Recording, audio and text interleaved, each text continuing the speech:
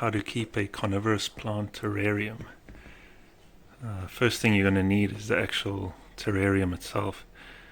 I've gone here for the Exoterra with the opening doors. I find this is way better than any fish tank you could possibly get. It just makes, ease of access much easier. The next most important thing is the light. So this is just an LED panel of 65 watts. This is probably the most important thing when it comes to growing carnivorous plants in a terrarium, is getting the lighting right. Because if you don't, your plants will die very quickly. So 65 watts, it's maybe, 20 to 30 centimeters to the top of the pots between the light. I also have this Perspex panel to keep the humidity in. The next important thing, as you can see, is these fans. I've got two CPU fans in there. They're operating on around 9 volts, so they're blowing actually quite hard, and there's two of them.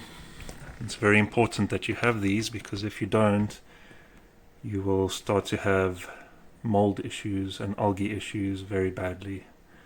So be sure to put them in. It just helps to circulate the air inside. Next thing is reflective walls to reflect the light inside. So I've just got paper stuck to the side of the terrarium, which is good enough. Next you need water trays. So for all my carnivorous plants, except for Nepenthes, I use the tray method to water them. So basically just have a plastic tray that I fill with water about 1 to 2 centimeters, and then once it dries out I just refill it again.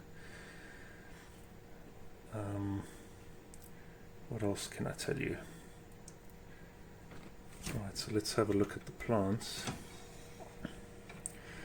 There's no need for any kind of misting or humidifiers or anything, because basically in an enclosed terrarium like this, the humidity is easily over 80%. So just from the water trays themselves, there's no need to mist spray your plants. Although the helium phora shown over there, they really do appreciate being sprayed with a bottle, or one of those pump bottles. So just filling the pitchers up almost every other day. They really enjoy that. Got some Binata seedlings.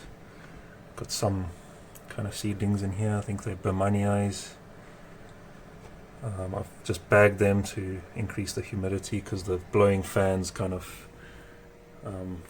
disrupt the germination of the seeds, I find. Got some Pygmy Drosera growing from Gemme. Got Darlingtonia, also seeds which are just being planted, so they are bagged as well. So it's important to leave the bag open so that the pots can actually breathe.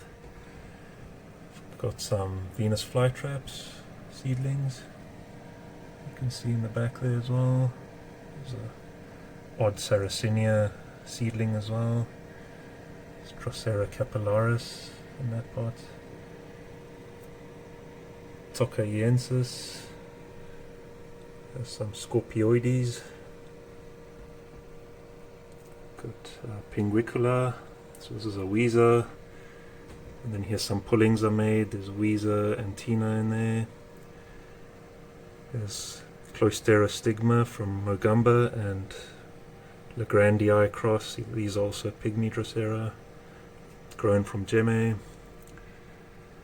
There's Ericksoniae and Pulcella. Some more Pygmy Droseras.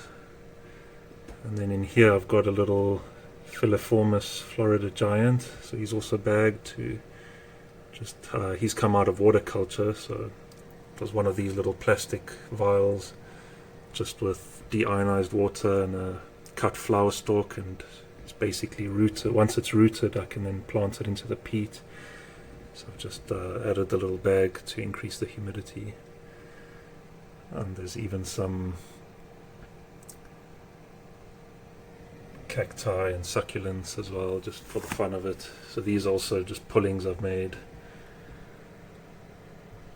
And that's all there is to it, really. And I got Mr. Cephalodus outside, so he's got his own little lamp. He doesn't like being in a humid environment.